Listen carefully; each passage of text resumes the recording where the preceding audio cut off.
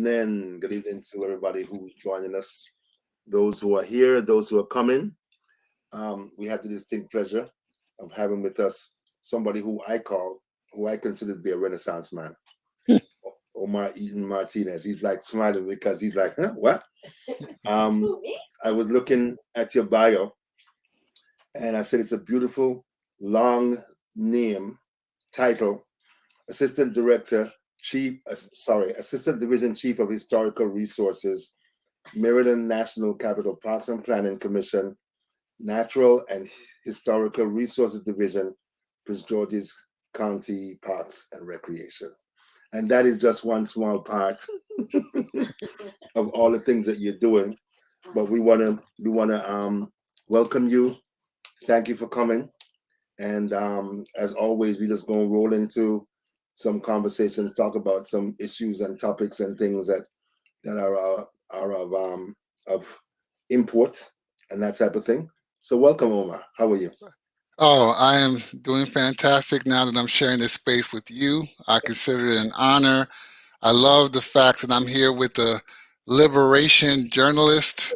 I talk a lot with my colleagues and some of my staff around the difference between freedom and liberation. And just that whole binary allows us to really dig into our work a little bit deeper. So I love that you name yourself that way. Well, it's funny because we have a really good friend, Catherine Murphy, a filmmaker, friend of Mimi's, one of her running buddies, and she's the one that gave me the moniker. Oh, I love it. We have these conversations, and people said to me, "I don't understand how you cuss so much and you're so angry about everything." And I'm like, white domination makes me angry. Bullying makes me angry. People trying to not even allow us as Black people the space to breathe, the space to be. So and someone said to me, "Well, you're supposed to be more mellow as you get older." And I was like, "Shit, I'm getting worse." So, tell us about yourself. Well, I am all the things that you said, and I am currently working for the Maryland National Capital Parks and Planning Commission. I think first and foremost, I'm a husband of a wonderful woman who I've been married to for 23 years. Wow. We have 4 beautiful children. Our oldest just started her college career at VCU this fall right now, this current semester. I have a 12-year-old son and 9-year-old boy and girl twins.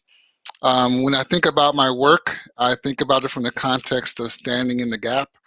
I always see a lot of dissonance between where we're supposed to be and where we're at.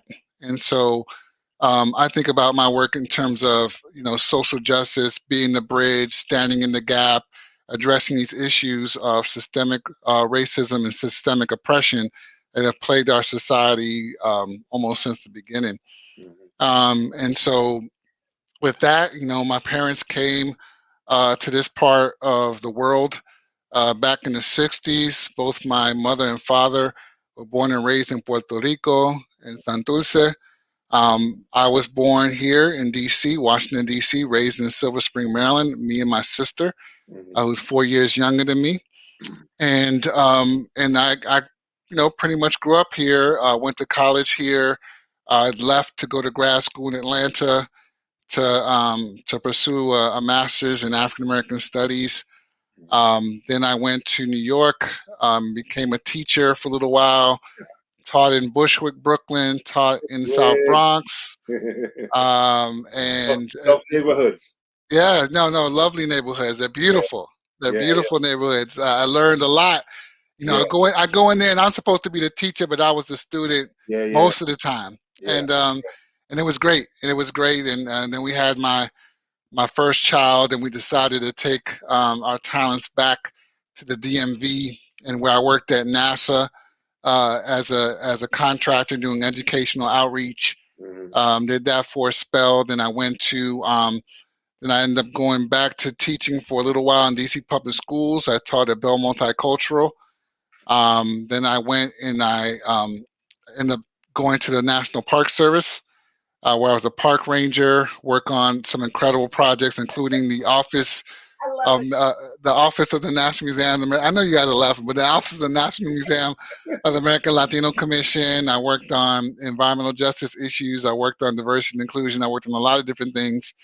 And then I took my talents for the Smithsonian, where I continued a lot of that work, and then started to pursue a doctoral degree in American Studies, which I'm still working on now, where I'm looking at different things from the convergence and intersections of Afro Latinidad and museum exhibitions, but also looking at really museums and social justice, and how can these colonial projects be flipped on their head and actually serve the communities they say we want to serve. So let me ask you, you've been at this for a long time. You're one of them people who really been in the trenches doing the work. Has the past year and a half given you any type of maybe extra energy, or is it too early to assume or determine if the tumult caused by George Floyd's death and everybody being afraid and saying we need to open space for Black people, you think that's really happening, or you think that it's more performative? Oh, I would easily say that the majority that I've witnessed has been performative. That's the easy thing to answer. But I think also with the minority of the people that are actually trying to do the work and actually pricked and convicted by the work, I think it's starting to grow. So I think that there's room to be hopeful and to be celebratory about that. But I mean, it's a few, and we really have to hold people to the fire. I think also that there's a whole lot more. There's a whole lot more for people to really dig into in terms of having awareness around these issues. So, for example, we were closed. My sites in Prince George's County were closed for over a year. During that time, I did a lot of, just so happened I was hiring a lot of new managers. And before COVID and before George Floyd, we were already leaning in on this work. And so when we put out these job announcements, we were using words like we want leaders who are interested in transforming education into activism. We were using phrases like strengthening diversity, inclusivity, and belonging. And so when we're in this moment and we're out there recruiting for these jobs, we were able to really hire a lot of great leaders who are leaning in on this work and have a track record of doing this work. And so when we did it, people were kind of thinking like this was a response to George Floyd. I'm like, nah, this is what we've been doing for a while now. And it goes to show, one of my colleagues, she says something that moved me to this day, where in our agency, she was in some type of department-wide workshop. And it was funny how a lot of the things that were coming up for people around George Floyd and other racial incidents, they were leaning on our good work. Like, they were referencing our work. So even our colleagues who didn't necessarily cast their gaze on our work in that way were casting their gaze now. And to me, that told me all I needed to know. Okay. We talked, I interviewed you one time, well, a couple of times recently, and we talked about the monuments and all of the furor around it. And I guess I would ask, have we gotten our arms around it yet? Or is it too divisive an issue for us to really have a clear way forward? No, I still think that they're figuring it out. But I think there's a lot of things happening. Like, interestingly enough, my daughter, who's in VCU, which is in Richmond, called me excitedly because she got to see the removal of the Robert E. Lee statue. That's something historic, and she's never really been able to witness something quite historic of a moment as that. And so she was really excited. So that, when you have these things happening, but what I think we don't celebrate enough are some of the things that are happening in rebuke of that. So there's an artist, Ghanaian artist, whose name is Kwame Mbofo, who really worked on some projects that are interesting. One, he did the statues that are in front of the Legacy Museum in Montgomery, Alabama. So if anybody ever Googles the Legacy Museum, you'll notice that when you come up to the memorial for the lynchings, there's these statues of these chained, enslaved Africans. Very heart-wrenching, very graphic, right? He did those, right?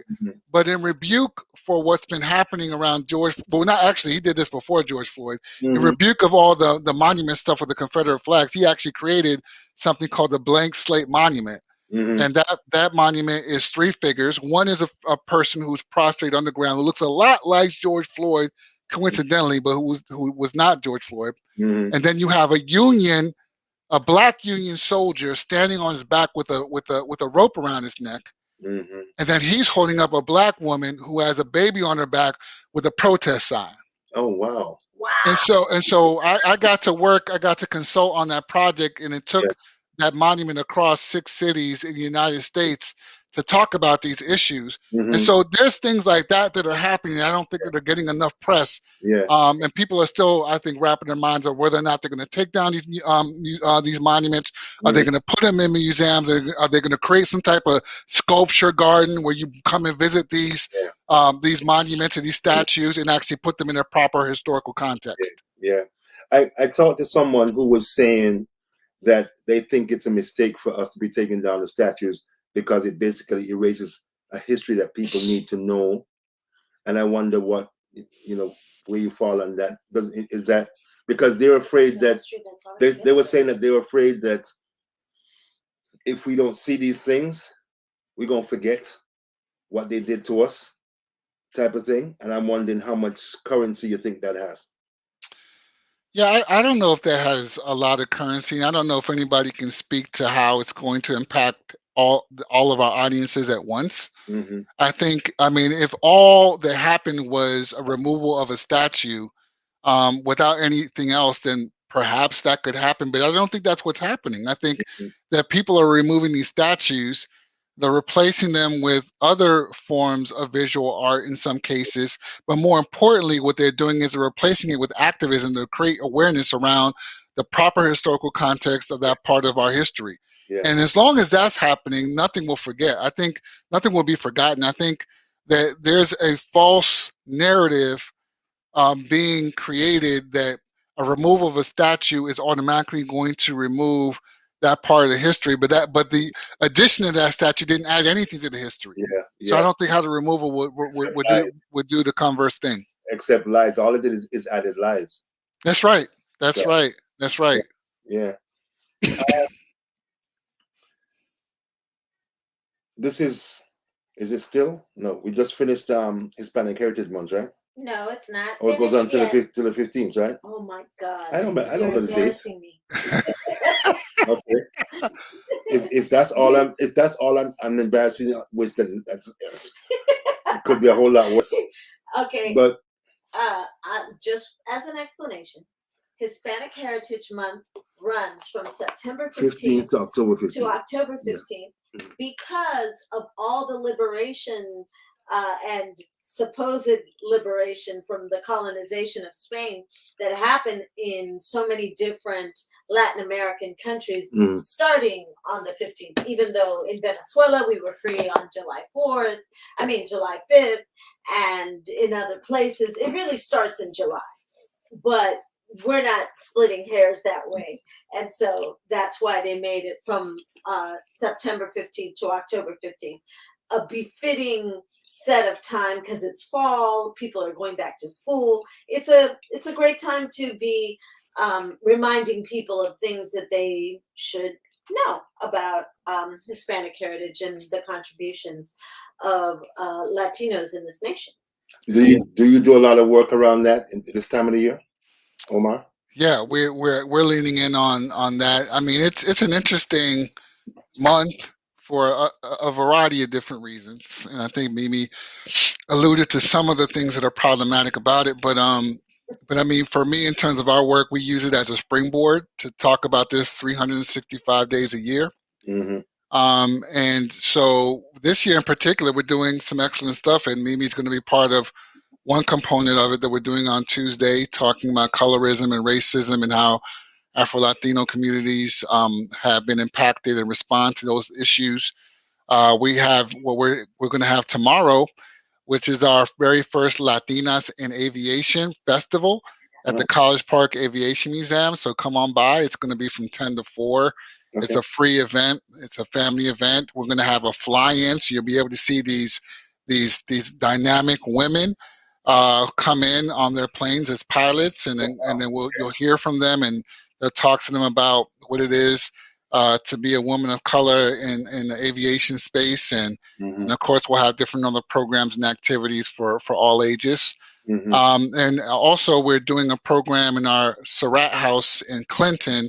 Mm-hmm. We're going to talk about involvement with Latinos or Hispanics or whatever nomenclature you choose to identify yourself with, but in terms of how the Civil War, the involvement in the Civil War, Yeah. and so because that's one of our Civil War focused sites. Okay. So what is that story? Hi, Alton. What is that story? How did Latinos did they fight? Were they a part of the Civil War? How Yeah. were Latinos involved? There were some Latinos involved. There's one story in particular that I think is a great story. There's a woman who of Cuban descent who came over and fought actually on both sides. She was a double agent as a man. She dressed in men's clothes. Yeah, it's a great story. So there's different stories like that exist that are obviously undertold and most people don't know. And so we're trying to create more exposure around these narratives. Yeah. And especially when it comes to African descendant folks, indigenous folks, folks from the Spanish Caribbean and Latin America. We want to make sure that people understand that there is a history, there is a legacy, and it doesn't begin and stop or start and end the way the dominant culture has taught us in the recent past. Yeah, yeah. We have a special. I'm so honored and touched that my sister, Chef Debbie Machado Santos, has joined us, and she says we need to be reminded of the history so this behavior doesn't repeat itself. However, let's keep telling our stories so that our future generations will continue the legacy of our rich Afro, and I'm sure she meant Afro Latino history, or Afro diasporic history, because it's not we didn't just land on Plymouth Rock. We landed everywhere. And no, it's true. It's true. I mean, I think part of what we've been pushing for, I know some of us in the Afro Latino community who really research this type of work have been pushing back against certain things. And again, nothing against like 1619, right? But I mean, unless people are going to be very explicit about it being part of British colonial context and not just saying things blanketedly, then it causes another erasure, which again, it's a shame, right? Because 1619 Project has done incredible work to bring to be disruptive to the 1776 and American exceptionalism, which we all rebuke. But if you're not telling the full story in its proper context and nuance, and not mentioning Saint Augustine and other places like that, then we're already repeating the same thing that we say that we rebuke.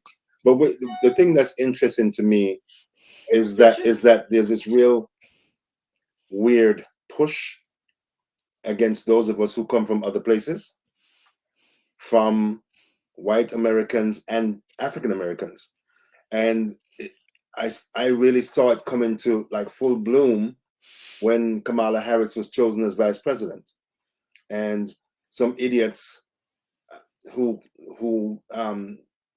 tell me that as far as they're concerned, their history begins at 1619.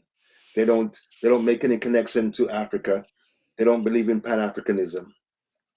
And it's like we all came from the same tree, same roots, just different branches. And so it's ironic to me that they end up doing the same things to us that was done to them. It is. I mean, and that's why, I think about, deep thinkers like Audre Lorde, who Yeah. taught us about not to use our master's tools, right? I mean, we're using the same methodology that we're rebuking, and it's not working, and it's not ever going to work. And so, and believe me, I'm someone who's always been doing a lot of my fighting within the insides of institutions. So I understand to a degree, but we have to push back against these rigid structures, and we have to push back in the hopes that one day we will dismantle it to create something that's more equitable. And also even thinking about, our African American brothers and sisters who sometimes buy into that as well, is that like I think that the problem is we think about African American history and culture from a domestic lens instead of it being part of the diaspora. Like, you are part of the diaspora. It's not a us versus them binary. That's a false binary that's been imposed upon us by white supremacy, but yet we accept it, we perpetuate it. Well, it's interesting because I talk to folks here, and because I'm a traditional African priest, and people said to me, why would you do that? It's voodoo, it's obia, and all this stuff. And just even the idea of me making that reconnection to my African past, that bothers people, because people tell me I ain't African, I'm American, and my job is to just try to very gently convince them of the connections that we have to the motherland and the importance. I mean, we can't beat this system if we're divided into Puerto Rican, Jamaican, Venezuelan, African American. We got to be a unit. We got to be a global diasporic unit, because they're everywhere doing the same thing to us. Everywhere. Yeah. So I all day I've been, this question kind of was jangling in my head. I wonder when people see your name and see you, what are some of the reactions you get? Because Mimi and I mean, it's been a learning experience for me, because I never thought that people would tell her, well, you can't be Black and Latino. You got to be one or the other. You can't be both. And that kind of blows my mind. Have you dealt or been dealing with that type of foolishness too? Yeah, all my life. All my life. I part of why I chose to, my parents encouraged me, and I chose eventually to continue to hyphenate my name, was because although both my parents were born and raised in Puerto Rico, only my mother has a Spanish surname. My paternal grandfather was from St. Thomas, and my paternal grandmother was from Guadeloupe.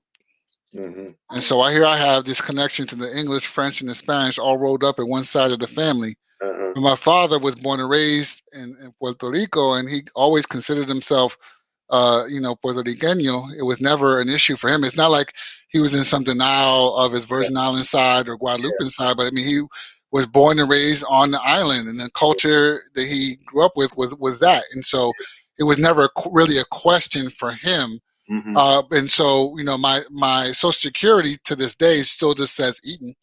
But I kind of refer to my hyphenated name sort of as my professional name more so than anything else.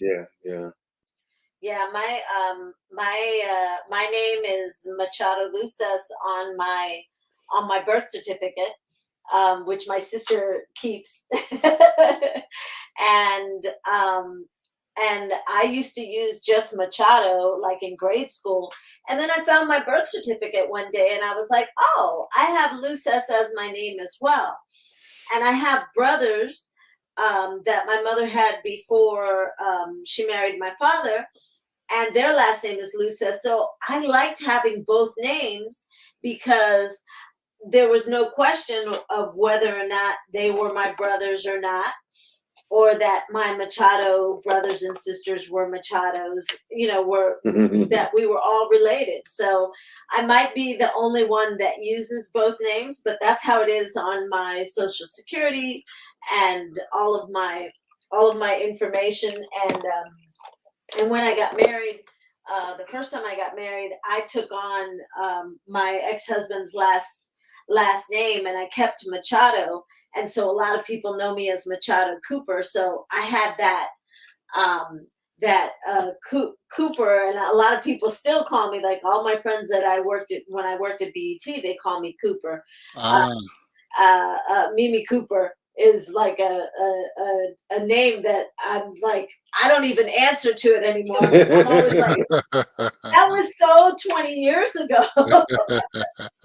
So so that's interesting. But I do remember when I first got here, in Miami, my Latin identity was never a problem. I was always told, why do you have to say that you're Black? mm, You're just white with a tan.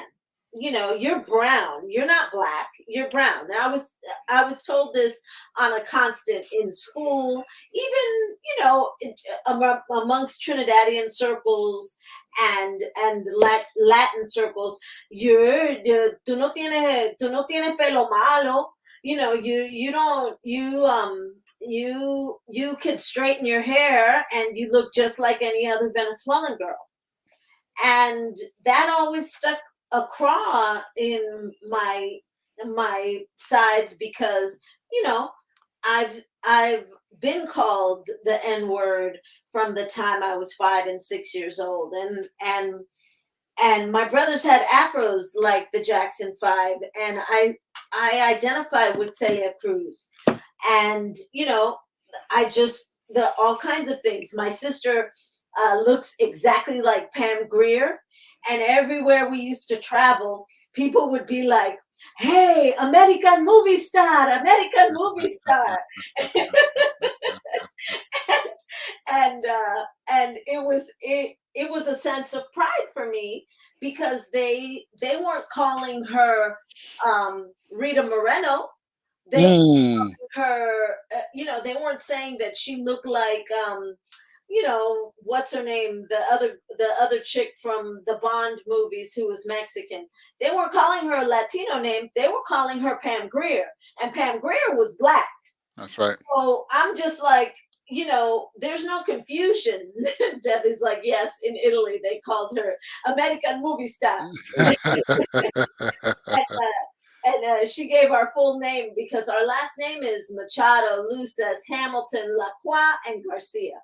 Wow. So, you know, it's a lot, and it's something that I've been studying, our history, how we came, where our access points. You know, I've been doing this work of finding out where freed communities were all over Latin America. And our history did not begin, you know, we came before Columbus. So that whole 1619 theory, that's just right straight out the window, because we've been here before they ever arrived. As a matter of fact, Pedro el Negro, I can't remember his last name, I think it's Alonso, he was on Christopher Columbus's ship as the navigator. Yes. Yes. Navigator to the New World. So he knew how to get here some kind of way. That's right. So I'm sorry, but we came before Columbus, like Ivan Van Sertima claims, and says, not even claims, it's a fact. He proved it. It's a fact. He proved it. There are Olmec heads that have been here that look like King Tut and everybody and their mama that are over 2,000 years old. And then, you know, we haven't even had a conversation about the pyramids. So, you know, we've been here all along. It's, we just got culturally appropriated by some conquistadors and British imperialists. So, you know, the story of our lives. The story of our lives. Let me ask you. I'm always reading, and museums have always interested me. And there's this constant push and pull in museum spaces, because there's so few people that look like you, that look like us, in these positions. And I'm wondering how you deal with it, and what are some of the things that you think need to be done for us to make help more of us get access?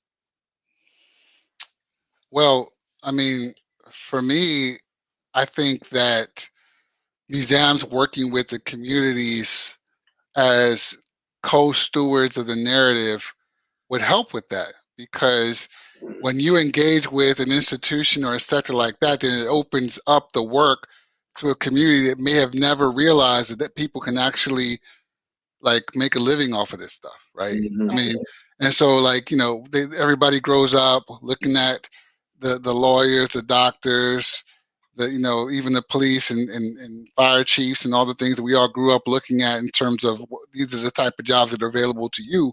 Mm-hmm. But nobody thinks about it in museums. I mean, I certainly did not. I didn't know that that was for something that would be for me, or if it was something that I would be even interested in.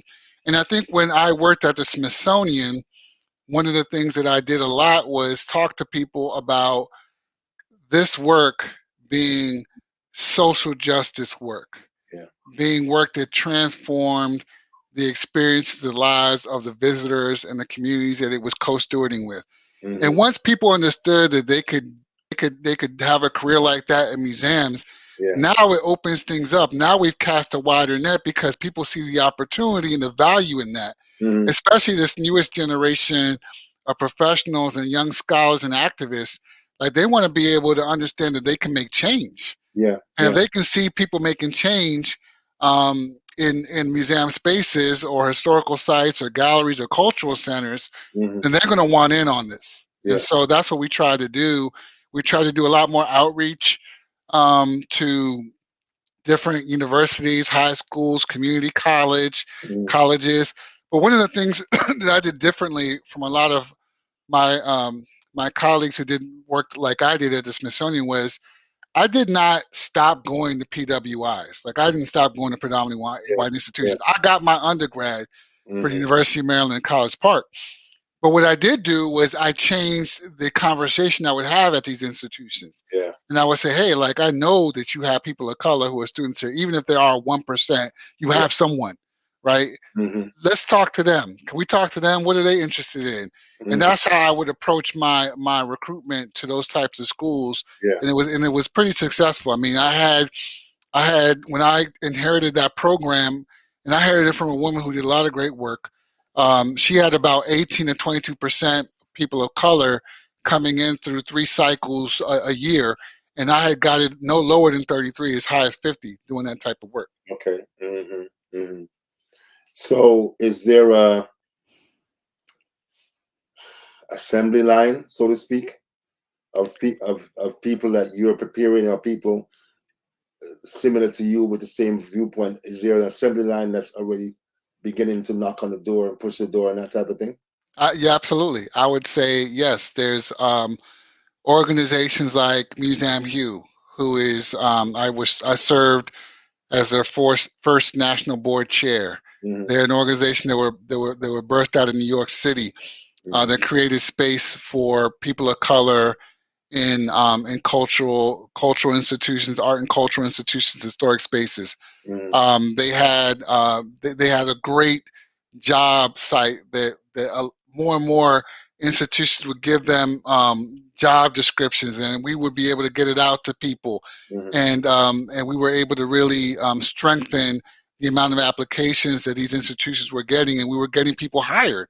And we did run across a couple of bumps in the road. I mean, there were some bumps in the road in terms of our folks in these white spaces. We really suffer from imposter syndrome. I mean, there are people who are begging for people of color to apply for these leadership positions, and they won't. And we're constantly telling ourselves we're not ready. I'm like, yes, you are. You absolutely. So then we had to start instituting leadership development and things like that. In the organization I'm with now, I'm the vice president for the Association of African American Museums. And I can tell you, we have a vibrant emerging museum professional subcommittee that's filled with leaders who are ready now, who are ready for these positions. So there's definitely an assembly line of Black folks and other BIPOC people who are ready to take these jobs. Um, one of the last times I talked to you for a story, you talked about some programs that you had.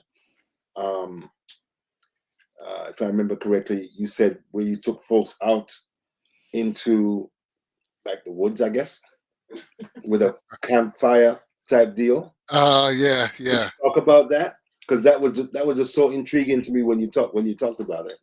Yeah, so we actually did our third this is our third year doing that. It's called Echoes of the Enslaved.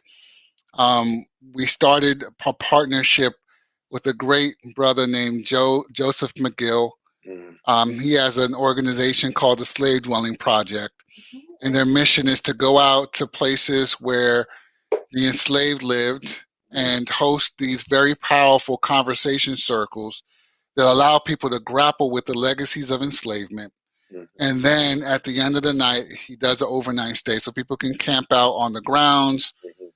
Sometimes, in some instances, they'll allow people to sleep inside the big house, right, and spaces like that. And so we started that program with him in 2019 in Mount Calvert. And coincidentally, we just did a panel about this earlier today, because he also hosts his own conference, and we did that earlier today. So all this is fresh on my mind. But we did it at Mount Calvert Archaeological Park in Upper Marlboro. The first year we had 150 people come. He's never seen that many people come to one of his in-person events. And one of the reasons why is we were really intentional about partnering with organizations like Outdoor Afro. I don't know if you ever heard of Outdoor Afro. Outdoor Afro is a group that's actually it's a national group. They just have a very strong chapter in the DMV, where they have a bunch of Black folks who like going outdoors. They like going camping, but they usually like to mix it with some type of a cultural and historical experience. And they plan all kinds of trips to spaces like that across the United States. And so we partnered with them, and we invited them, and they came like 60, 70 deep. Oh, wow. With, they came and they represented, and they dug into all the conversations. It was great. So then 2020, we did it at Montpelier House Museum in Laurel, Maryland. And because of COVID, we had to do it only virtual. And we hired a great vendor who came in and did the production and the streaming for us. And the first night, we did 2 nights. The first night we did a conversation on legacies of enslavement. And the second night we extended the conversation to legacies of colonization. And we had Joe McGill have a conversation around a campfire with Rico Newman, one of our elders in the Piscataway Nation, which is the nation that is local to this region. And it was a great conversation. In fact, the first night we were so happy because we had 400 people logged on with us.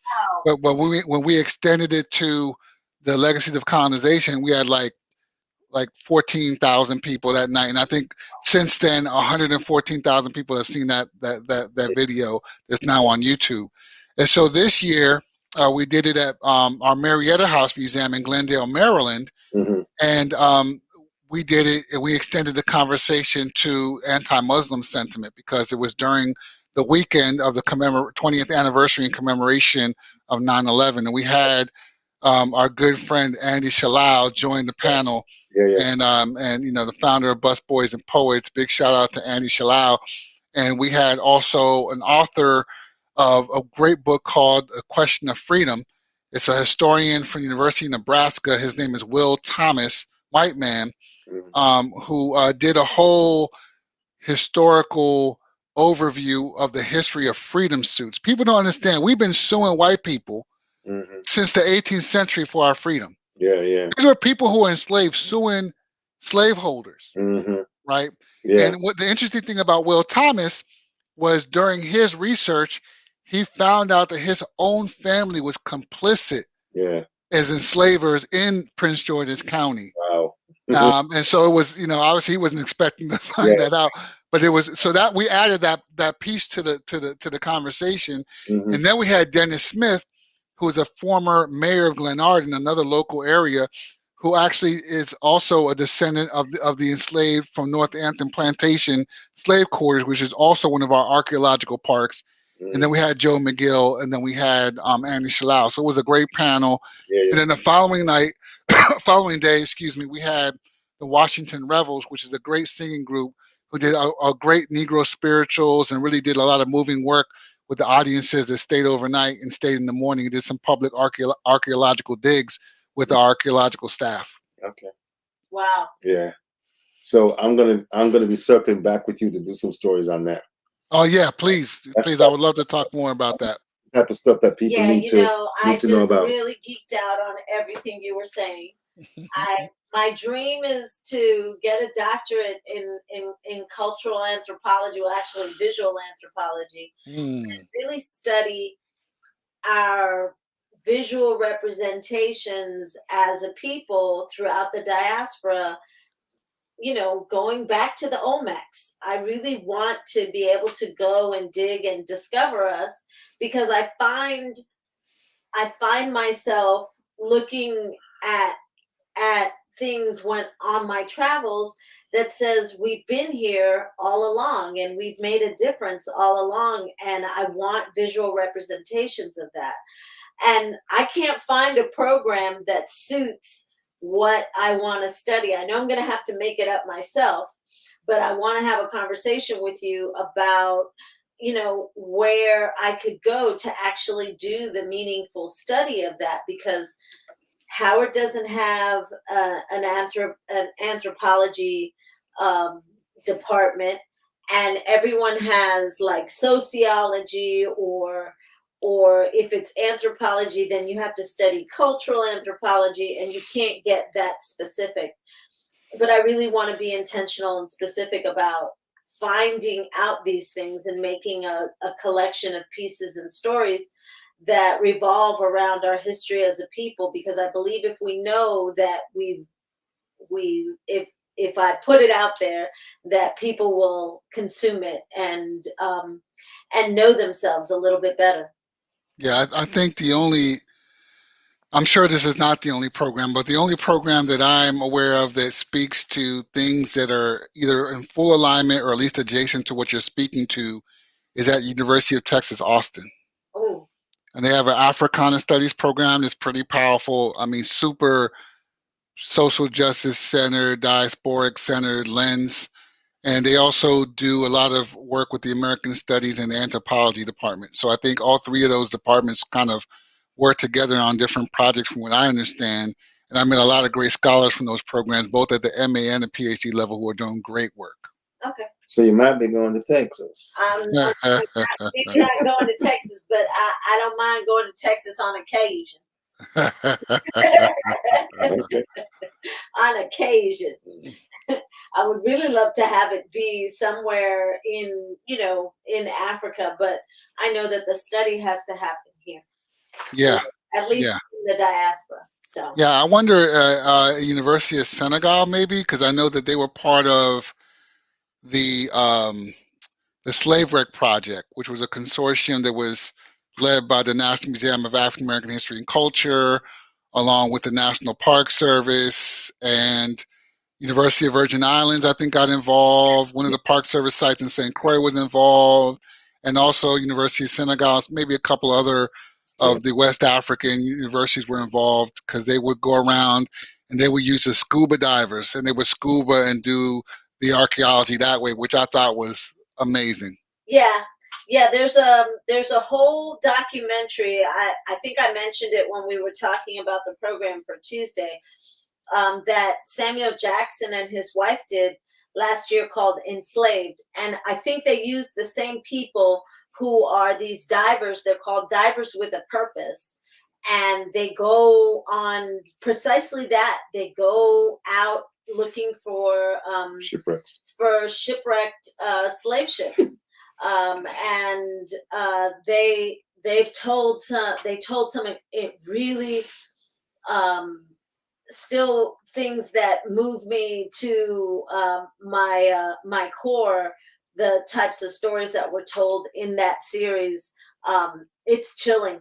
And he made Samuel Jackson hired like 2 journalists to tell the stories, and then the the divers would go on like an archaeological dig or on an archaeological dive, so to speak, to go finding the different things like the currency that was used to buy people.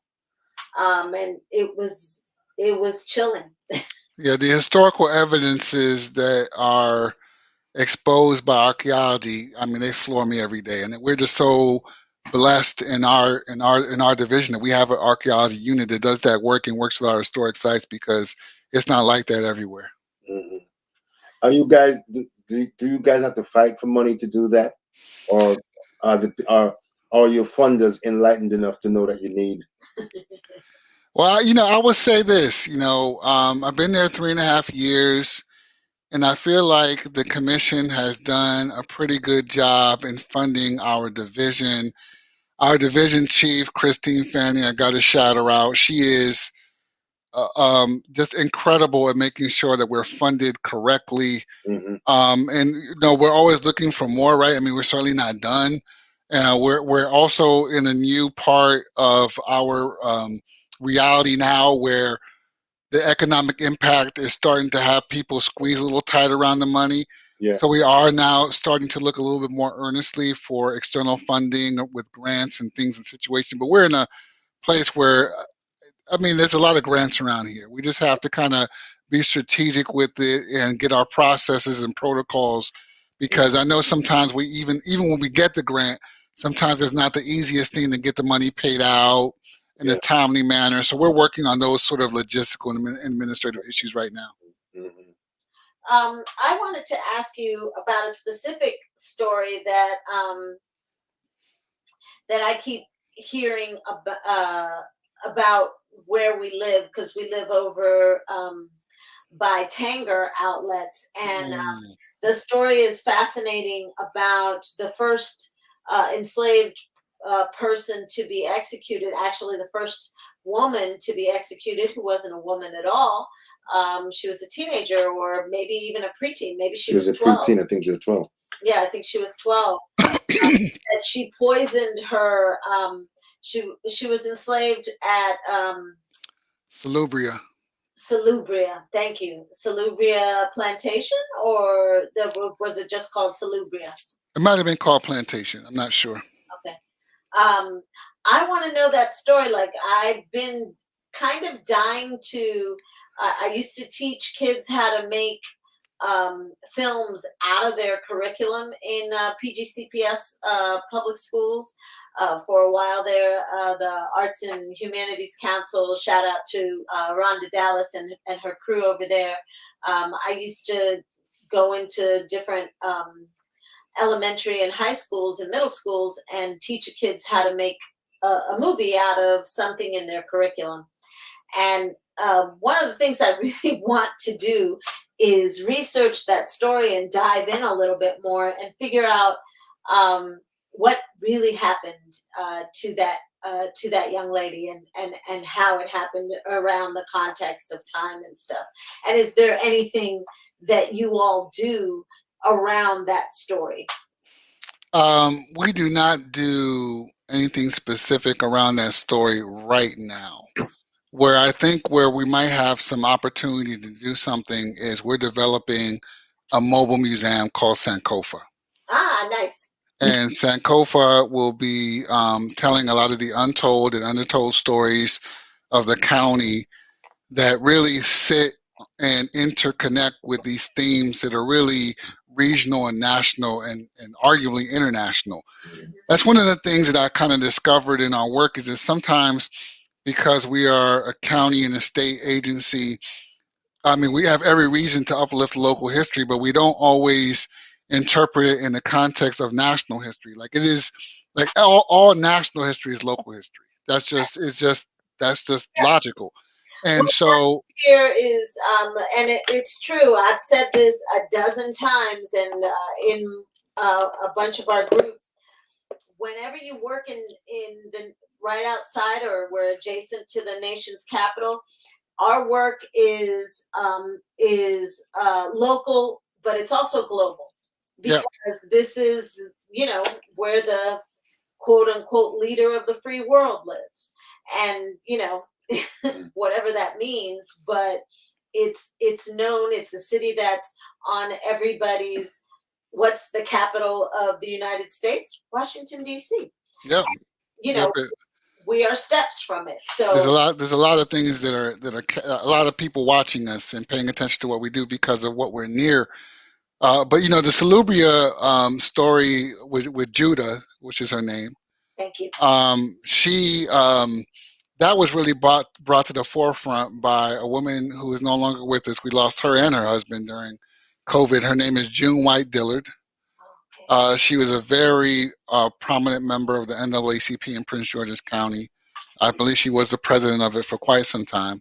And her and another group of women were the ones who did the activism and the advocacy to uplift that story. And so what they did was they were able to work with the Tanger outlets because they were being built there at the time, and they were able to negotiate something. Actually, the commission that I work for does have some type of relationship with that effort because they share a room, an office room, where it's the same place where that story is sort of told. But really, it's fully been because of the work that they did, and we haven't done a lot more with it within our sites. I think we're going to start doing some of that work because right now, myself and one of my managers, we're both on the Maryland Lynching Truth and Reconciliation Commission, and there's 14 of our counties have that. What? It's called the Maryland Lynching Truth and Reconciliation Commission. So that commission was legislated by the state in April of 2019. I think it was legislated. It was introduced February, passed April. I was appointed, I think, that November of 2019, and we were originally given 2 years to create a report and hold public hearings for all of the counties where there were documented lynchings from, I believe, the years 1867 to 1933. So it's a very specific time, which actually would exclude Judah's story because it doesn't fall into that.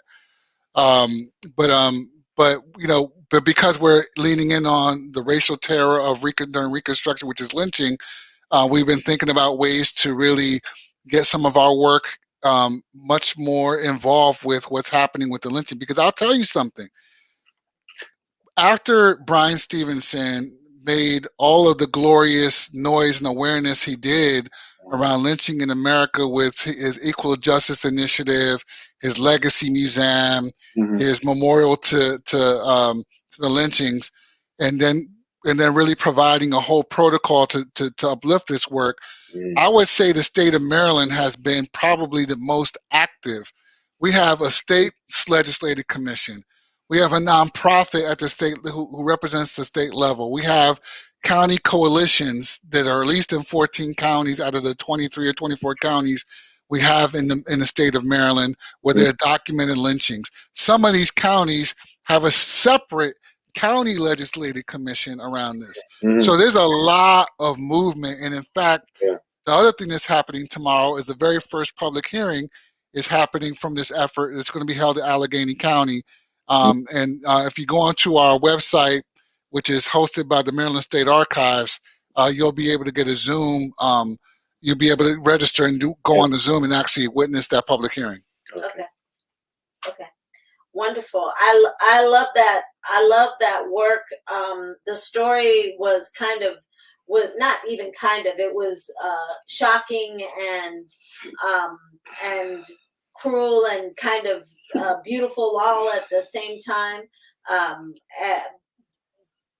And I just believe that it's a story that that young people at the middle school level could handle and would make a good either documentary or even a reenactment style, narrative film about that one thing. It could be the trial. It could be the reasons that she did what she did, because I believe she killed poisoned her master's children. But how was that proven? What is it really what she did? Are there, I always have questions. I think I even dream about her. So I know I'm going to eventually do something with her story, because sometimes I just think that, she might have made a mistake and it might not have been on purpose, or maybe it was an act of resistance. Who knows? I just would love to explore that story, considering she was the first woman or girl executed in the country, I believe, for as an enslaved person. Well, I mean, I think, from what we know, and we, like you said, we have a lot more digging to do and things like that. I mean, to me, it's definitely a very strong act of resistance. And it really just goes to show and demonstrate that this idea of a passive Negro is a farce. Yeah. And we also have to understand that, these relationships were at best statutory. So when people are saying that, well, my ancestors owned slaves, but they were good masters, or, things like that, or, or we're documented to show you that, our slaves were happy. Well, I mean, you may have got them on paper saying that they're happy, but that's not true. It's just like anybody who is in a controlled relationship. I mean, you cannot, you have to take all that with a grain of salt. They were chattel slavery. These were property. And so they're going to tell you whatever you want. We have one of these stories that we're starting to debunk at Surratt House is a story of Rachel Hawkins, who actually was an enslaved person that we thought was rented by the Surratts, because Surratts actually were not a family of great means like we have other families that we have told a story about in some of our other house museums. But they rented them. But we're starting to find out and uncover they did own slaves as well. Mm-hmm. But anyway, with Rachel, her thing was that they used to tell the story at that museum where they would say, well, when Mary Surratt, who was on trial because she was an accomplice to John Wilkes Booth, and she was actually the first woman put to death by the death penalty, right? And so when they try to use Rachel Hawkins, who they refer to as Aunt Rachel very condescendingly, in my opinion, to act as a character witness for the person who was enslaving her. Wow. Like, what else is she supposed to say? Yeah. Like, she's supposed to say, oh, that person was... No, I mean, that's not the reality of it. It was a statutory relationship. So if anybody understands what statutory rape is, and you can understand this, right? You can understand clearly that when you have an 18-year-old boy or, in sexual relationship with a 14-year-old girl, it doesn't matter if she says yes and it's okay. It's statutory rape still. It's the same thing with this. Yeah. Right. Well, it's really interesting because I love to see people who love and adore and venerate Thomas Jefferson trying to sidestep the fact that he was a rapist, because they said Sally Hemings was like 14 years old. Yeah. And they try to make it sound like it was a relationship and they loved each other. And I'm like, what bullshit. Yeah, this is not the Lovings. Like, they're trying to conflate the two, right? The Lovings, those two human beings were in a consensual relationship, and they loved each other, and they demonstrated that, and it's been documented, and it's been corroborated by their children. That is completely different from what we're talking about during enslavement. Yeah. It's not. What was the name of the Portuguese, the one in Brazil who married? I think her name was Chica de Silva, who married like the count of the town in Brazil, and it's documented, and they had children, and I think he died afterwards, but she ended up owning slaves herself, and she was formerly enslaved. Yeah, that happens. We have actually a story like that that we're going to be telling in the Mobile Museum about a woman named Margaret Adams, who owned a tavern in sort of the Riversdale area during the 1800s. In fact, there's documented proof that George Washington went to the tavern and had a good time and all these other things. But she owned slaves, right? But she was a woman who in the 1790 census was listed as white, but in the 1810 census was listed as black. And so she was obviously someone who could pass. Yeah. Right. Yeah. She's somebody who had a light or white presenting phenotype. For George Washington to be going up in there, they're not gonna stay in there if somebody's like blackety black looking, whatever that means to you. And so Margaret Adams so it's very complicated. And part of the reality that Margaret Adams had was that she, as a black woman, could not have white people work for her. That was like against the law. So in order for her to have people to work her tavern, the conviction that most people have is that she had to have slaves, right? Had to. Obviously, I think there's a lot of questions about that as well. But that's sort of what people are starting to surmise. But either way, it just incredibly complicates this idea of race and slavery and how it existed in this state and other places. Yeah. I'm wondering how concerned you are about the loss of our history because of gentrification in the region. I'm concerned for sure. I think that you have some spaces where you have historical societies, libraries, and cultural centers, in some cases even museums, who are trying to do their best to maintain all history archives, maintain documents and stories to help people understand that nobody should be shocked about Black Georgetown. Nobody should be shocked about these spaces because we have the historical documentation to prove that. I mean, I think it's one thing to be able to document it and interpret it, but it's also another thing to really start getting this in the school system where things are really cemented and add them to this very restrictive canon that we've all grown up with. I mean, the fact that throughout my schooling in Montgomery County, which is supposed to be one of the better public school systems, especially during the area I was coming up, I didn't read about any of these things. I never saw myself in a history book. I never saw people that looked like me, certainly not anybody who came from Puerto Rico, nothing like that. But yet this is supposed to be the best public school system or one of the best public school systems in the nation. Certainly during the 80s and 90s when I was coming up. So, I mean, we have to do a better job. Do you get the sense that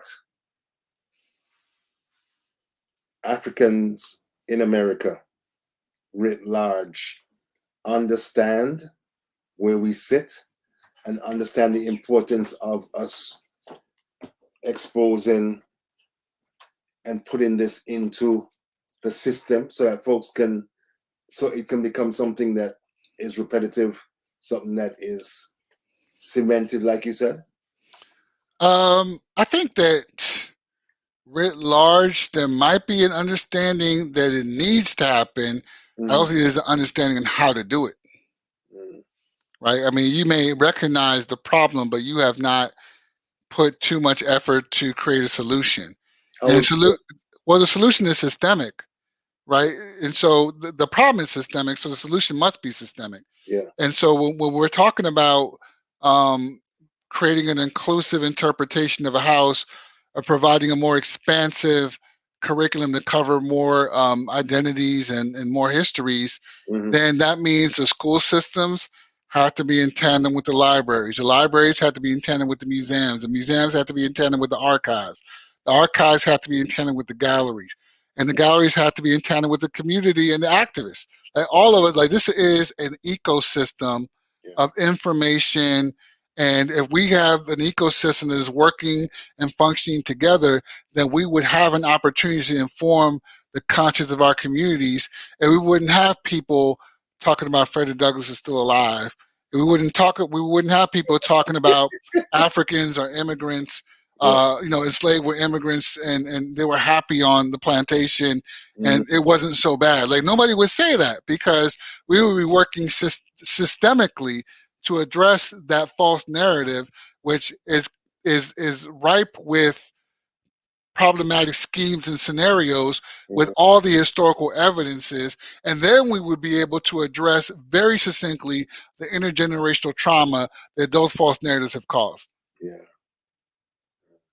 How do you implement those types of things that you're talking about in the type of political and social environment that we're in right now? I think for me, There's just this humongous sense of denial mhm, and that type of thing. yeah, I think, one of the things I wrote this article about 4 years ago for the American Alliance Museums, and it was a futuristic article. It was a futurist article, better said. And Mm, so the idea is the American Alliance Museums, it's a little background, has a component of their organization called the Center for the Future of Museums. And mhm, so the woman who runs that center, her name is Dr. Elizabeth Merritt. She was allowed to take over an issue of their monthly periodical, which is simply called the Museum Magazine. yeah, And in that article, she asked all the writers to write as if we're talking about 2040. mm, And so she wanted me to talk about social justice and things like that in museums. And so what I did was I wrote an article like that. And part of what I was surmising, and it's a great lens because it's not music. 2040 is not so far away yeah, that we're talking about, Jane Jetson and stuff like that, right? It's far enough we could project out based yeah, on the trajectory we have seen the last 15, 20 years. And so what I did was I talked about, museums as a space of racial healing and of convening for conversations. And what I imagined when I thought about that was having people who are directly in opposition of how they think about humanity and how they think about race and coming together in a space where we can have an honest conversation. But but the twist was that, and this is where we get a little bit futuristic, mhm, is that we had developed this machine that we call TAWIMS, and TAWIMS stands for Take a Walk in My Shoes, and that means that I could have a sort of this virtual reality experience where I actually got to experience what it would be like to be a black a, person. a black person, a white person, a Chicano person with disabilities, Mhm, a transgendered person, whatever the case may be. mhm, And even though it was temporary, it would give you enough of an insight mhm, where then you would be able to come to this safe space and have a really honest conversation about what they experienced so that they could actually start to see yeah, the yeah, humanity in one another. And these walls of hostility would come crumbling down, and mhm, then we would have an opportunity to have an equitable society as we all seek to have. mhm. That sounds fabulous. And the organization that developed that, Tawins, we called it We Are Wakanda. Ah, okay. Do you think that on October the 1st, 2021, that we're nearer or further from your vision and your reimagining of a place and a space that it isn't so buffeted by the winds of white supremacy and white dominance and that type of thing? I think we're closer, Hmm. um, but it also depends on what side of the aisle you're standing on and all these different things, their positionality, because it's really closer by inches, right? Yeah. And, and and so it depends on where you stand on certain things. Hmm. But for me, I'm driven by hope a lot, which doesn't drive everybody, and I understand that. But for me, it does. I'm driven by hope, and I feel like hope helps me stay sane in this space. It helps me work aspirationally, which I think is powerful.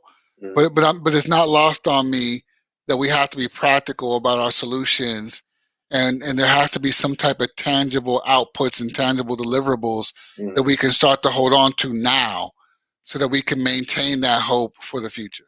Hmm. Where do our children fit in that? Oh, well, for me, they're the reason why I do this work. Like Mhm. one of the things, here's my nightmare. Mhm. My nightmare is that my children at my age will have the exact same conversation I'm having now. Like, I mean, they're going to have the conversation. It's not going to change by that much in those years. But I mean, I don't want them to have the exact Same conversation. same conversation, and that scares me. Like Well, that. I'm doing my nightmare now because when I was 15, 16, 20, I was envisioning a whole different place in space. Mm, I grew up in London, mm, and we caught hell from those folks because they made it very clear they didn't want us there.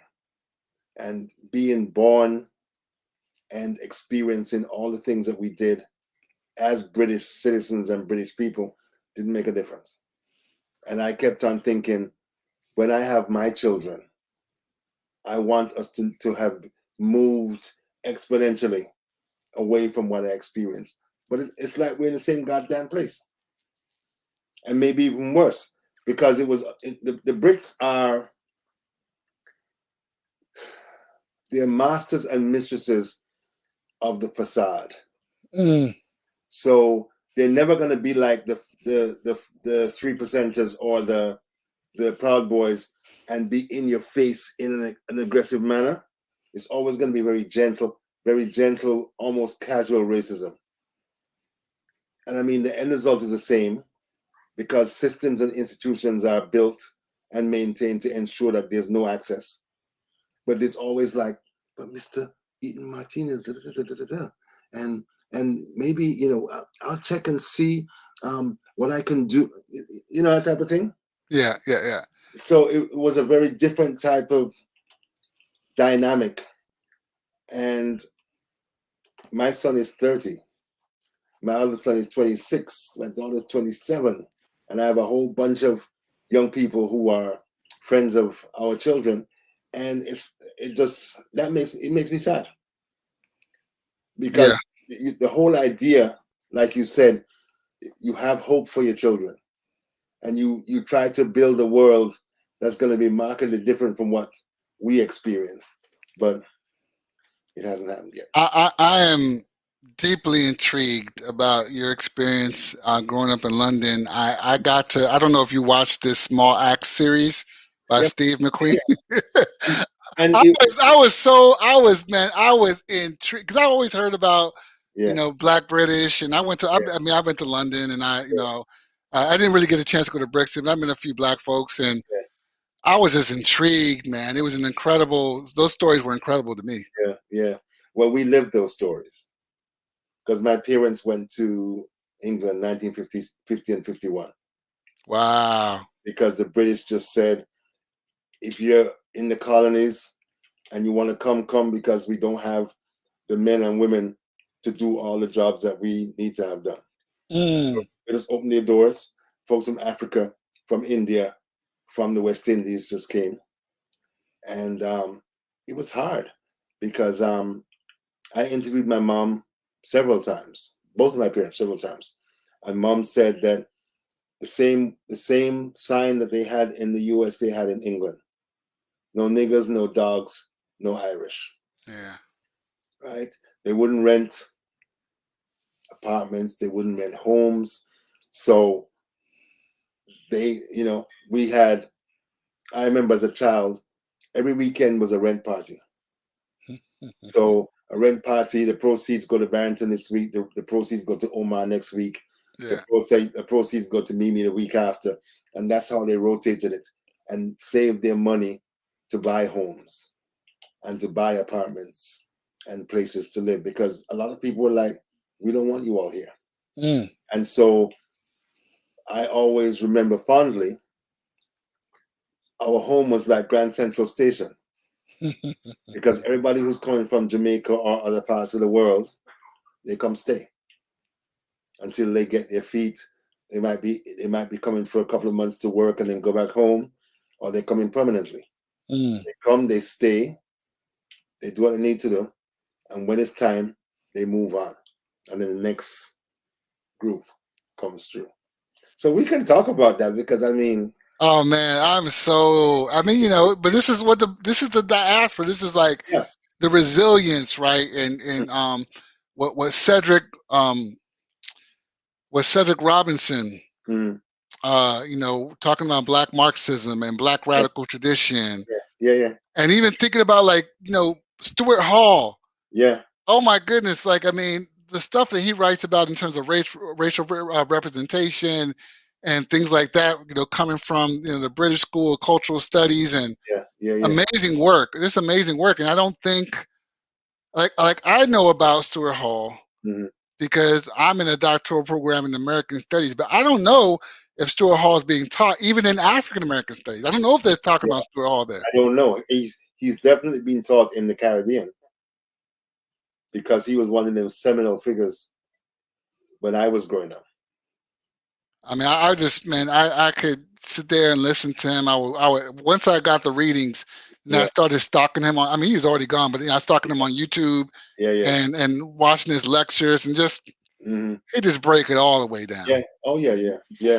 And the thing when I was 8 years old, my mom told my dad, if you want to stay, you can stay. I'm going home. I'm not staying here with these people anymore. I'm tired of the cold weather. I'm going home. Wow. It's the best thing she could have done in my life because, you know, Mimi knows the story. I had a geography teacher named Mr. Messer, I've never forgotten his name, who said that Black people have never had any positive contribution in the whole of human history. And he said that anything of value that we have, white people gave us. And he talked about you go to the Caribbean, you go to Africa, you go anywhere in the tropics, and it's going to be people with no tops and grass skirts. So when my mom was like, no, hell no. When my mom said she was going to take us home, I was asking her, why are you going to take us to this savage place? But Jamaica ended up being the crucible of cultural, spiritual, and social everything.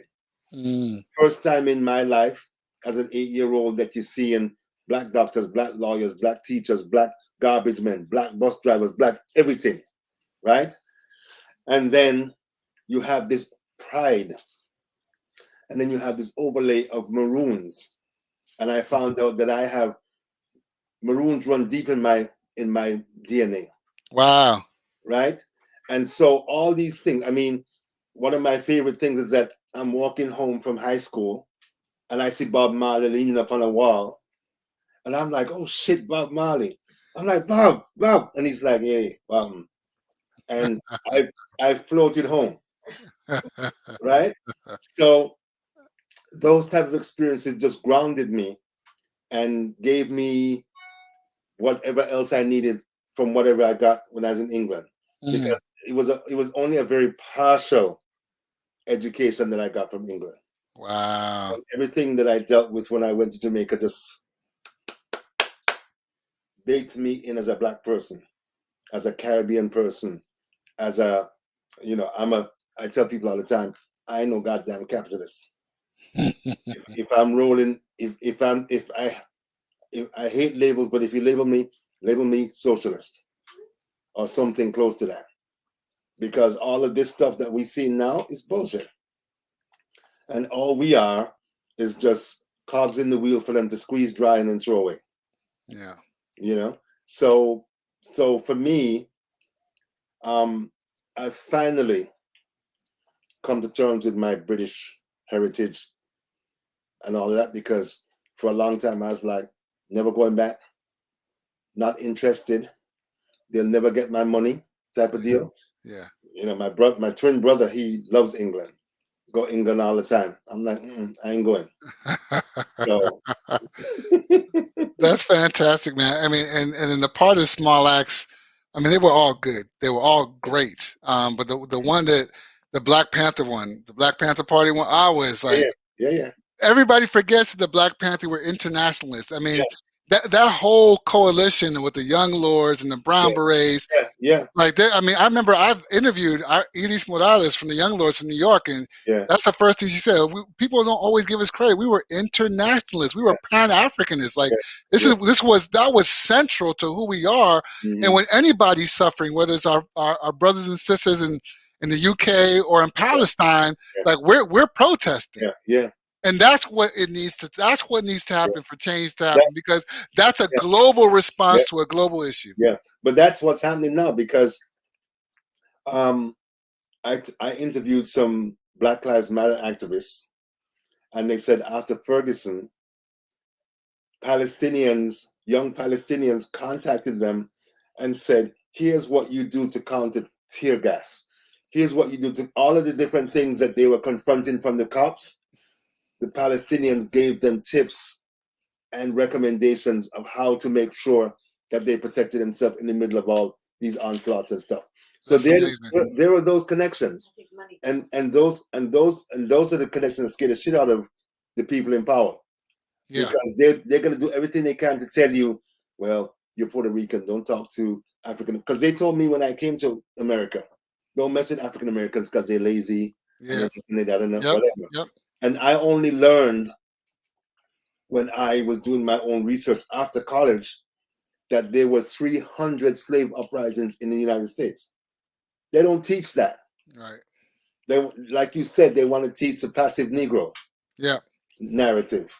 Absolutely. I mean, and that's why I really lean in a lot on the era of the Panthers and the Lords and stuff. I really I get a lot from that activism, and I think about it all the time. I think about how much the Young Lords were involved in really centering the Afro-Taino legacy that Puerto Ricans have.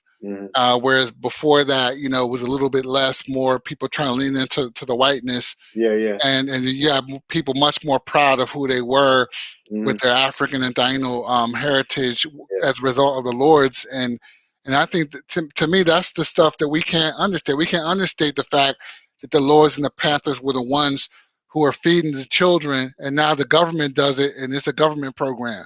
Where'd they get that from? You give them no credit. No, they ain't gonna give them no credit, because Black people can't think of Right, nothing. exactly. We can't do that. And your story reminds me so much of like Arturo Schomburg, right? I mean, that was his big thing. He had the same, he had the same teacher you did just 100 years before you did. Like, I mean, telling him that there's no Black history, and he made it his life's mission to prove that man wrong. Well, I have made it my life's mission, and Mimi and I laugh all the time because we are not supposed to be here. Omar Eaton-Martinez is not supposed to be here talking about dialectical, talking about having this type of discourse. You're supposed to be a laborer. Right. You're not supposed to be working with cerebral things. Right. So we are an anomaly. That's right. And so I tell people, young people say to me, you're always reading. And I'm like, how the hell are you going to get what you need if you don't read? I'll be reading till I die. And passing it on to, talking to young people, trying to encourage them. It's funny because our son, Louis, we were talking, and I was talking to him and some of his friends. And I always laugh because they'd be like, have you heard about so-and-so's book? And I'd be like, yeah. And then when I say, have you read the eyes get wide. Like, I'm like, yeah. I've been doing this a whole lot longer than you. So yeah, if you want to trade some shit, come on, let's go. Let's go. Yeah, that's my forte. Book for book. There you go. So you gotta read. My son is a music artist and he raps. And I told him, I said, you need to read more so that you expand your vocabulary and you learn other stories that you can infuse into your lyrics. and just read. Come upstairs and grab books. He's starting to read more. Yeah. You know? Oh yeah. No. He's starting to read more. I have this. Because we got books all over the place, as you can see. We got this stack of things that we just want to read. I love your love of that time frame of the Black Power movement of the Black Panthers. Have you read Rita Williams Garcia? I have not. It's a young kid's book, but she has fictionalized it's like historical fiction of the Black Panther party. 3 little girls go to meet their mother, who they really haven't seen since they were much younger, who has become a poet for the Black Panthers. And she lives in San Francisco, and the kids live with their father in New York City. And they get on this plane and they go to San Francisco, and they spend the summer going to the daycare or the day school that they ran, the breakfast program. and the breakfast program, and they all learn to be poets, and they fight and all of this type of things. These are some of the books that I've read, like I used to read to my students in class or have them read to me, that I dream about turning into films, because we don't have those films anymore, those types of films like Aquila and the Bee, or even the ABC after school special. Wow, how about those? That we used to have. I mean, those were my gateway into learning about certain things. I feel like kids, they don't know how to cook. They don't don't know how to clean. They don't know how to change a tire. But that's their parents' fault. They don't know. Yes, it is. I mean, yes, it is. My parents were help me out, Omar. My parents were just as much as I did. Barrington, my parents were just as much as I did. I understand that. And I did. And I feel like I learned a lot from watching television. Yeah, but my thing. And there were things that I was allowed to watch, to work out, and even have conversation with them with.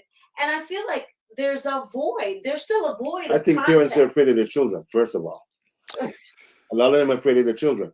And for me, the thing is that when we went to Jamaica and we were 8, 9 years old, Barrington, Steve, Audrey, come here.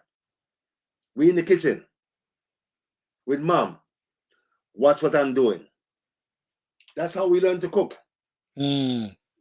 Right? Yeah. Or my mom was a seamstress. She was always working. She would say, go and cook XYZ. Remember what I taught you. And you go back to her. What else do I do? Until you learn to cook. Yeah. That's not happening. Yeah, it's different. I'm aghast. Microwave meals, yeah. All these young women who can't boil water. What is wrong with you? How can you not cook rice? How could you not know how to cook rice? It's amazing.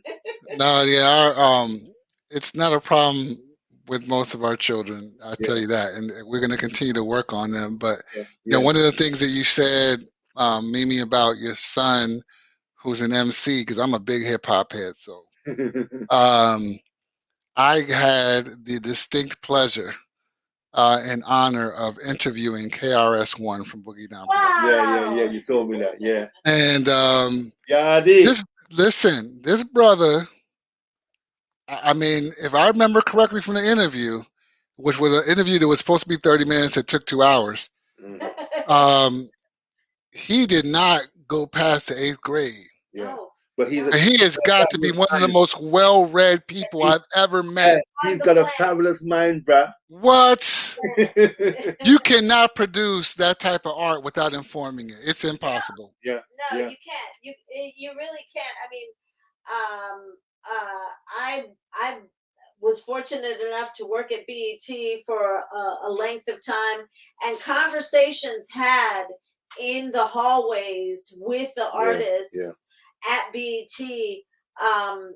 was like a serious education. You know, the a conversation with KRS-One or the guys from Gangstar, Terrence Blanchard. You know, because I worked in the in jazz. All of these guys, they're extremely well read. Extremely well read, even if they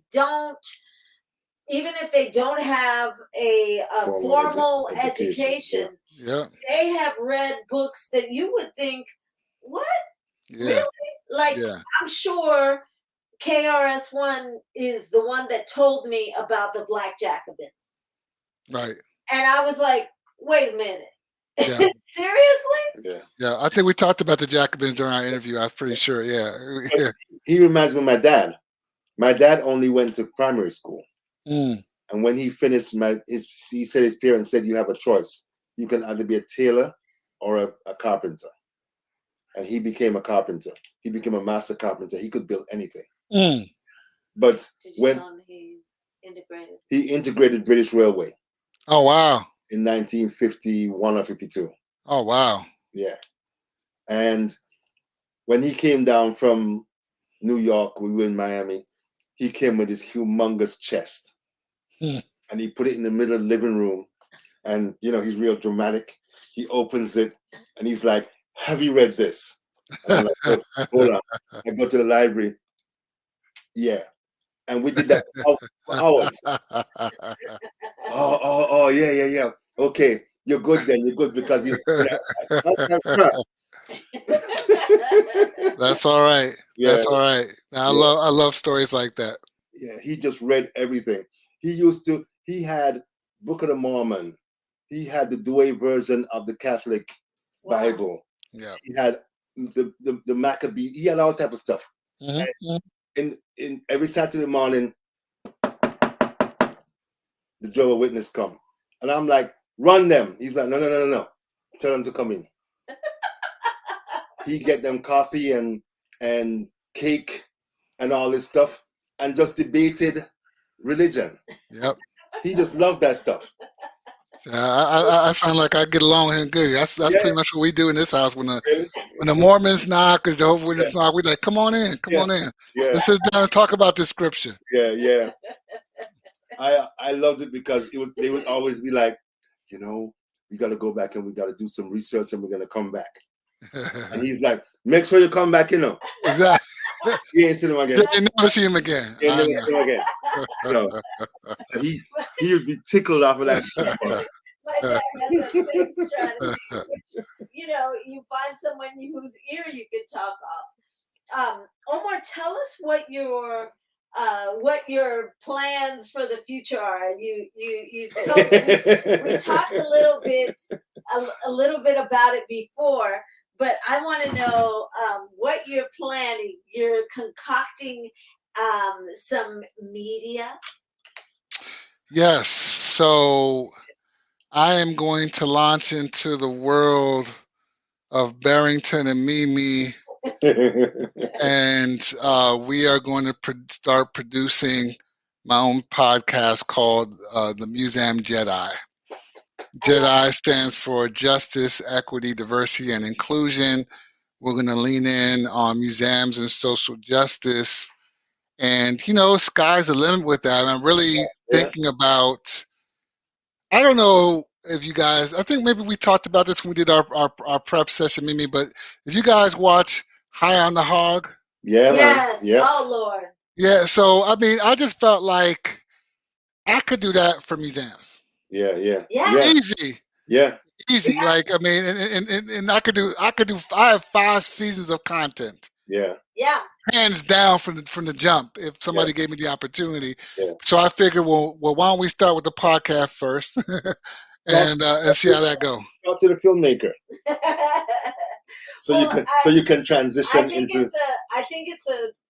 I always tell people, like, content is king, and our stories are never out there.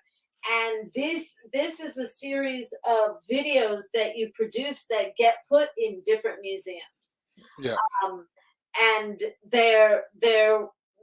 it's a work, and it's some art, your type of art that you're creating, which I love. It's inspiration and just stories to tell. I love that idea. I think that you are ripe and ready, and there's a void. Like I said to you earlier, that there's a void. There's not a space where people are talking about these things in the coming from an Afro-Latin voice.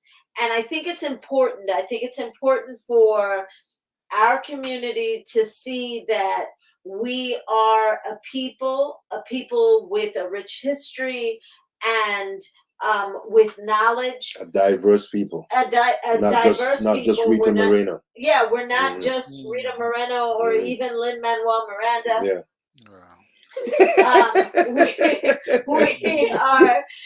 We are, Celia Cruz and Omar Eaton-Martinez and Mimi Machado Luces and Juan DeMarcos Gonzalez and Bencos Biojo and Victoria Santa Cruz, and all of these different people that have made a huge difference and that no one knows about.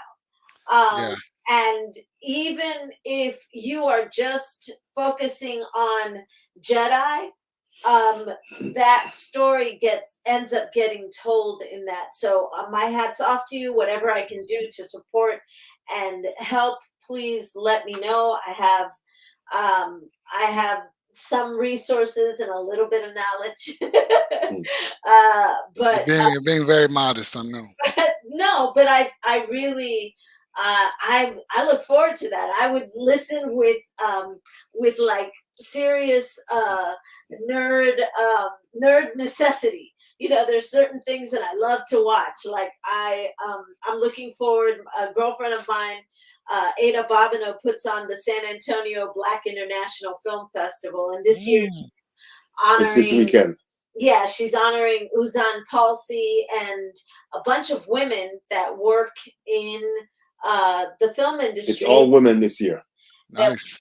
That you don't normally get to tell those stories. And I was telling you before, we met a filmmaker who is Puerto Rican, who is white presenting, Marisol, who did this great film on colorism in Puerto Rico called Angelica.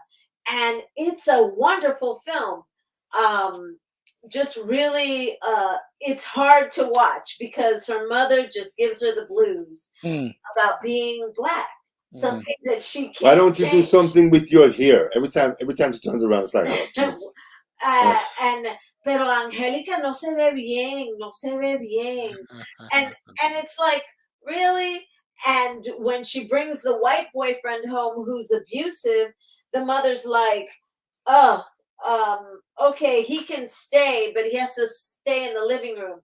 But the Black guy who has a job, who is really kind and nice to her, the mother's like, why do you keep seeing that guy? What is he ever he's only gonna get you in trouble. Right. And for me, for that movie to have been made in 2016, it is hi sweetheart. There's our son, the rapper who just made a magazine. All right. He's an artist. He doesn't want to be called a rapper. No shade. No shade on that. No shade at that. That's all right. I would love to assist in any way that I can, and help you book the. That's Louis Bags. Louis Bags. Go look for him. He's a hip hop head. Okay. Yeah. So. Yeah. No, I want to hear Hot 16. He knows what I'm talking about. Louis, you got a Hot 16? He already walked downstairs. Yeah, because I forget these people. Downstairs to go make some. He don't mess with old people. He's like, Yeah. I got you. I've been there. We're not cool enough for him. We are when we have money. Funny how that changes, right? Yeah, man. But Omar, we thank you for taking your valuable Friday night Yes. to spend some time with us. We you know, I am so fucking geeked out when we get to discuss these types of things, these issues, because there's a part of me that thinks that we should just burn everything down. Mm. And there's another part that says, no, you got to connect with people. You got to talk to them. You got to do all that stuff. So I have this constant push and pull in me, Yeah. you know, as thing when you see a George Floyd, or when you see, I saw a video the other day of this school resource officer body slam a little black girl. She might have been 15 or something. When you see that stuff, you want to burn everything down. Yeah. But all those guys whipping folks on the border. Yeah. I listened in on a press conference today, and Haitian activists, immigration activists, and a lady who was in Del Rio, Texas, with her children. Mm. And the only reason why she's still here is because one of her daughters is sick. Mm. So Biden has shown himself to be the imperialist, colonialist that he was trying to pretend he wasn't, because he's trying to make Title 42 permanent, which would allow the U.S. to use the pandemic to not let anybody come into the country. The lady said that when the ones that they've allowed into the country, you get a 2-week humanitarian parole. 2 weeks. You can't do shit in 2 weeks. Because they're like, it used to be 3 years to give you time to find a place to live. You know, because the lady was saying that almost all of the people who were in Texas have sponsors and family and other people who could have taken them in. Wow. But this immigration system is so racist and so anti-black racist that they don't want no black people here. Yeah. You know, so it's interesting because I've spoken to two Haitian activists lately, and they said that the stuff that Biden's support of Juvenal Moise, the assassinated president of Haiti, and this is going to pretty much ensure that Haitians en masse won't vote for him again. Wow. So, yeah, it's great. It's crazy, man. It's crazy. It's insane. They picked up 6,000 Haitians and sent them back to Haiti, even though many of them were living in Brazil and Chile and Uruguay and all these other places. They asked no questions. They just put them on a plane. Even though the government said we have nowhere to put them. We don't have the capacity. There's no infrastructure. There's no capacity. Right and the one lady said they just basically took them and put them in the areas where the earthquake took place. Oh, that's great. In Lakai and Jeremy and stuff. They don't care. And they continue to support these corrupt assholes who just rip off the people, take all their money. And I mean, I've been doing Haiti stories for years. They had the earthquake in 2010. They still haven't rebuilt the National Palace. You have places that were destroyed then that are still rubble. Right. And it's 10 years later. It's a shame. It's more than a shame. It is. Maybe we need another Haitian revolution.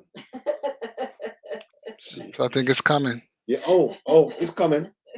And the thing that's interesting is that it's not just going to be in Haiti, because you can see it bubbling all over the place in the global south and in all these other places where they think that they can sit on our heads forever and nothing ain't going to change. Right. So we shall see. But we're going to release you to go enjoy what's left of the night and enjoy the rest of the weekend. Thank you so much. We really appreciate it. What do you say? Omar, I wanted to tell you about a place I went to today. It's a heritage farm owned by a Trinidadian man who has an African farm manager. It's called Florencia Farms. It's off of Croom Road. They grow things like callaloo and Scotch bonnet peppers Moringa. and black peppers, and they grow things that are from either the Caribbean or Africa that are germane to the people of the area. And it's an amazing place. The farm manager is. Well, that looks good. That looks good. Yeah, that looks good. Those are that I harvested so many habaneros that I'm like, oh, we're gonna have some good food to this Oh week. yeah. Oh yeah. I can get with that. He's very interested in finding ways to talk about heritage foods and what's good for you, and getting people to eat more vegetables, and all that kind of stuff. So I'd love to send him your way. His name is John Manirakiza, and I think he's from Burundi. But I just want to make sure that I mention that the farm is called Florencia Farm.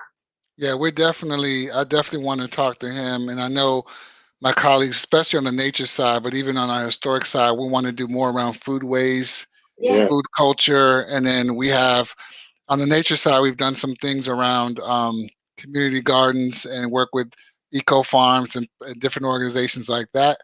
But yeah, I would love to talk to him. Yeah, he's amazing. I mean, I went out there this morning thinking I was going to spend like a half an hour, an hour. I was there like 4 hours. 4 hours. We talked about food. We talked about all kinds of things. He's like big on. He gave me like a good 10 pounds of sweet potato leaves, which he has done. He's also a scholar, so he has done the academic research into the nutritious value of these sweet potato leaves, and they are softer, more digestible, and more nutrient rich than all the other greens, than spinach, than all these other things. And it's also the most thrown away green in the world, because people don't ever use sweet potato greens, but they are marvelous. They taste really, really fantastic. And he even has a couple of chefs. We're doing something with the college, but but he's really looking to get into talking about the story of food and story of different vegetables and things like that. And I really think that that's a good mix for you guys. Absolutely. We're pescatarian in this house mostly, and I love, so like even right now I got some everlasting life waiting for me upstairs. I love that. I love that food. So yeah, I would love to talk to him more. You guys can eat all that food. I need to eat meat. So. He's gonna have vegetables this week. I'll have vegetables. I don't care. But I have meat. But yeah, I'm gonna hook you two up and see where that could take him. He's off of Croom Road. It's a beautiful farm too. Beautiful. Awesome. All right, brother. I look forward to seeing you on Tuesday. All right, man. Yeah. So you should announce it. What's happening on Tuesday? Oh, you announce it. So we're having a panel. The Maryland National Capital Parks and Planning Commission's Black History Program is doing a Hispanic Heritage Month event where we're talking about the concepts of colorism in contrast to racism, and how those two isms impact Afro Latinx communities. So please come through. What time? And from 6 p.m. to 8 p.m. 6 p.m. EST. EST, Tuesday, October 5th. And you get to hear from the wonderful, magical mind of Mimi Machado Luces, as well as some other great panelists. Yeah, really great panelists. Good, so good, I'm good, excited about that, and thank you so much for inviting me. I love talking to you, and I hope that this can be a regular thing that we have. You know, we'll be like, we need the museum guy to come on back. Let's find I would love that. I've been dying for a reason to get back in both your good graces. So I'm glad we were able to make it happen. You've always been in our good graces. Thank you. Thank you for Thank you so saying much. that. You're so kind. Take care. Be safe. All right. Okay, ma'am. Bye bye. Take Bye bye. Bye bye.